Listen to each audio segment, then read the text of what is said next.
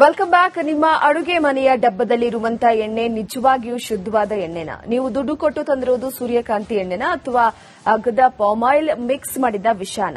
ಹೌದು, ಕಲಬೆರಕೆ ಎಣ್ಣೆ ಮಾಫಿಯಾ ವಿರುದ್ಧ ರಾಜ್ಯ ಸರ್ಕಾರ ಯುದ್ಧ ಸಾರಿದೆ. ಕುರಿತ ಒಂದು ವರದಿ ಇಲ್ಲಿದೆ ನೋಡಿ.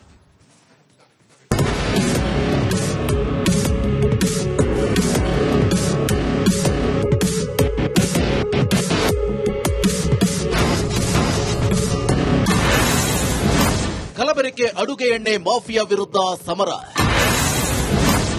ಲೂಸ್ ಕುಕಿಂಗ್ ಆಯಿಲ್ ಬ್ಯಾನ್ಗೆ ಮಾಸ್ಟರ್ ಪ್ಲಾನ್. ರಾಜ್ಯದಲ್ಲಿ ಪ್ರತಿದಿನ ಸಾವಿರಾರು ಚಿಲ್ಲರೆ ಅಡುಗೆ ಎಣ್ಣೆ ಮಾರಾಟವಾಗುತ್ತದೆ. ಕಾನೂನಿನ ಪ್ರಕಾರ ಚಿಲ್ಲರೆ ಎಣ್ಣೆ ಮಾರಾಟ ನಿಷೇಧವಿದೆ. ಎಫ್ಎಸ್ಎಸ್ಎಐ ನಿಯಮದ ಪ್ರಕಾರ ಸೀಲ್ ಮಾಡಿದ ಲೇಬಲ್ ಇರುವ ಎಣ್ಣೆ ಮಾತ್ರ ಮಾರಬೇಕು. ಆದರೂ ಬೆಂಗಳೂರು ಸೇರಿ ರಾಜ್ಯದ ಮೂಲೆ ಮೂಲೆಗಳಲ್ಲಿ ಡ್ರಮ್ಗಳಲ್ಲಿ, ಕ್ಯಾನ್ಗಳಲ್ಲಿ ಲೂಸ್ ಎಣ್ಣೆ ಮಾರಾಟ ಜೋರಾಗಿದೆ.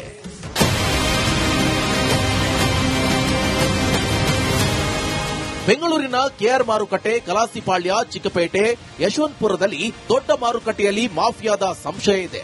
ಹಳ್ಳಿಗಳಲ್ಲಿ ಸಣ್ಣ ಕಿರಾಣಿ ಅಂಗಡಿಗಳಲ್ಲಿ ಲೀಟರ್, ಅರ್ಧ ಲೀಟರ್ ಲೆಕ್ಕದಲ್ಲಿ ಮಾರಾಟವಾಗ್ತಿದೆ.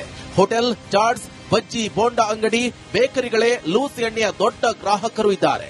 1 ಲೀಟರ್ ಪ್ಯಾಕೆಟ್ ಎಣ್ಣೆ 150 ರೂಪಾಯಿ ಇದ್ರೆ ಲೂಸ್ ಎಣ್ಣೆ 90 ರಿಂದ 110 ರೂಪಾಯಿಗೆ ಸಿಗುತ್ತದೆ. ಇದೇ ಅಗ್ಗದ ಆಸೆಗೆ ಜನರು ಮರಳಾಗುತ್ತಿದ್ದಾರೆ. ಜನರು ದಿನನಿತ್ಯ ಅದನ್ನು ಬಳಸುವರಾಗಿರ್ತಾರೆ. ಮತ್ತು ಅದರಲ್ಲಿ ದೀರ್ಘವಾಗಿ ಸರಿ ಉಂಟಾ ಇರುವಂತ ನೋಡ್ಲಿಕ್ಕೆ ಕೂಡ ಜಾಸ್ತಿ ಆಸಕ್ತಿ ವಹಿಸುವುದಿಲ್ಲ, ಟೈಮ್ ಕೂಡ ಇರುವುದಿಲ್ಲ. ಅದೇ ಪರಿಣಾಮಕಾರಿಯಾಗಿ ಕೆಲವೊಂದು ಸಂದರ್ಭದಲ್ಲಿ ಅದು ಸರಿಯಾಗಿ ತಯಾರಾಗದಿದ್ದರೆ ಒಂದಲ್ಲೊಂದು ರೀತಿಯಿಂದ ಅದು ಪರೋಕ್ಷವಾಗಿ ಆರೋಗ್ಯಕ್ಕೆ ಮಾರಕವಾಗಿರುತ್ತದೆ. ಇದರ ಬಗ್ಗೆ ಕೂಡ ಎಷ್ಟು ಜನಜಾಗೃತಿ ಮೂಡಿಸಬೇಕು. ಜನ ಮೂಡಿಸಬೇಕಾದ್ರೆ ಎಂತೆಂತ ಕೆಮಿಕಲ್ ಯಾವುದ್ಯಾವ್ದಲ್ಲಿ ಹಾಕ್ತಾರೆ, ಕೆಲವೊಂದು ಮರ್ಕ್ಯೂರಿ ಆಗ್ತಂತ ಭಾವನೆಗಳಿದೆ, ಕೆಲವೊಂದು ಅದು ಏನು ಇಫೆಕ್ಟ್ ಬರ್ತದೆ, ಇದೆಲ್ಲ ಕೂಡ ಜನರಿಗೆ ನಾವು ತಿಳಿಸಬೇಕು.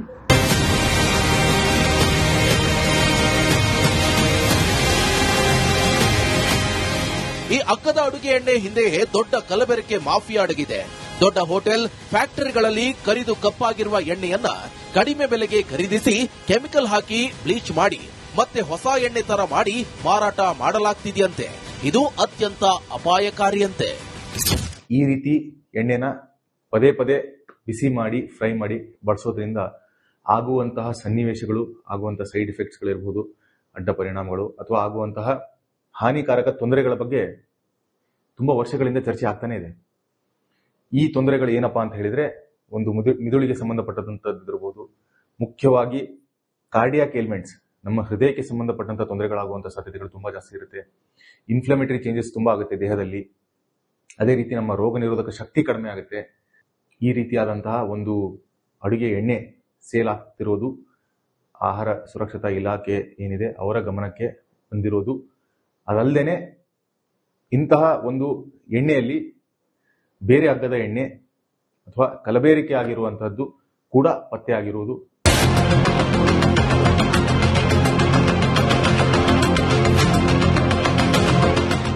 ಕಲಬೆರಕೆ ಎಣ್ಣೆ ಸೇವನೆಯಿಂದ ಆರೋಗ್ಯದ ಮೇಲೆ ದೊಡ್ಡ ಅಪಾಯ ಇದೆ. ಕ್ಯಾನ್ಸರ್ ಮಾತ್ರವಲ್ಲದೆ ಕೊಲೆಸ್ಟ್ರಾಲ್ ಹೆಚ್ಚಳ, ರಕ್ತನಾಳ ಬ್ಲಾಕ್ ಆಗುವ ಅಪಾಯ ಇದೆ. ಹೊಟ್ಟೆ ಸಮಸ್ಯೆ, ಅಲರ್ಜಿ, ಮಕ್ಕಳಲ್ಲಿ ಬೆಳವಣಿಗೆ ಕುಂಠಿತ ಆಗುವ ಸಾಧ್ಯತೆ ಇದೆ. ಸದ್ಯ ಆರೋಗ್ಯ ಸಚಿವ ಯುಟಿ ಖಾದರ್ ಮಹತ್ವದ ನಿರ್ಧಾರವನ್ನು ತೆಗೆದುಕೊಂಡಿದ್ದು, ಆಹಾರ ಸುರಕ್ಷತಾ ಆಯುಕ್ತರ ನೇತೃತ್ವದಲ್ಲಿ 5 ಜನ ಅಧಿಕಾರಿಗಳ ಸಮಿತಿ ರಚಿಸಲು ನಿರ್ಧರಿಸಲಾಗಿದೆ. ಎಫ್ಎಸ್ಎಸ್ಎಐ ಅಧಿಕಾರಿಗಳು, ಲ್ಯಾಬ್ ತಜ್ಞರು, ಕಾನೂನು ತಜ್ಞರು ಇರುವ ಸಮಿತಿ ಶೀಘ್ರದಲ್ಲೇ ರಚನೆ ಆಗಲಿದೆ.